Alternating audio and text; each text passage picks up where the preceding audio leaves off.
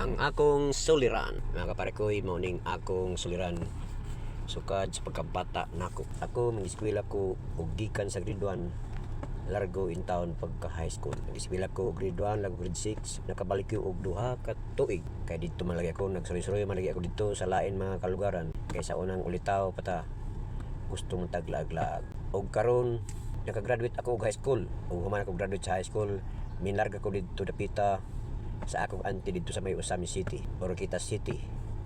Ako na dihang nalibot dihang mga dapita. Upat ko katuig dito nagpuyo kanang lugar. Ug unya bimbalik ko diri sa akong lugar, diri sa Sangay Pangi, sakop sa siyudad sa Tandag. Ug wala man ko grado, high school graduate naman ko. Nang-apply ko og trabaho ug usa ka ang akong amo, usa ka pastor. Naa siya nagtrabaho diha karon sa may Smart Group, kaning mga internet, kaning sama sa internet cafe. Min-apply ko diha. Kunya pag-apply nako, gihimo ako niya og kining installer. Kada na mag-apply ako mag-install. Mao kining akong trabaho. Ug unya sige ko og trabaho, nakita ako og usa nako ka Paris nga panganlan na akong minahal, si Mama Karen. Ug kini diha kini dapita sa mga barangay Bungtod ako siyang nakita. Ug nakabaton kami usa ka anak. Ag pangalan si Pibikit Kambaya.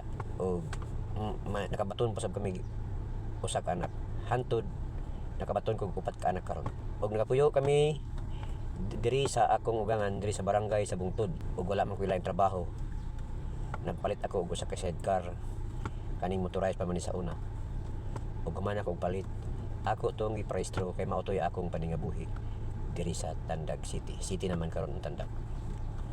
Ug karon nagtibo naman ko sa akong mga ugangan. Isod kaayo kini mga kaparikoy kung kita magtibo sa atong ugangan, kay di kita lihok ko ni sakto. Kay binantayan man ta ani kung labi na kung magturog-turog ka. Ug karon naningkamot kay ko mga kaparikoy, nakahimo kog balay. Ug unya nakabalay gid ko diha sa Loyo sa may daig. Ug after og pila ka tuig ang akong trabaho, klase-klase akong trabaho. Mag-drive ko og motorize, magsuroy ko og isda. Managsuroy isda ang akong area. Ako mong tug-anan sa akong area. Da San Miguel, Buluhon, Hagimitan, abot pa ko sa Kantilan, Madrid, Carmen. Libot ko na diha ng mga area sa pagsuroy na akong isda para ni sa akong pamilya. May abot ang pila ka tuig mga kaparikoy, nasunog ang among balay. Pila ka tuig, 2014 nasunog hurot ang among mga butang.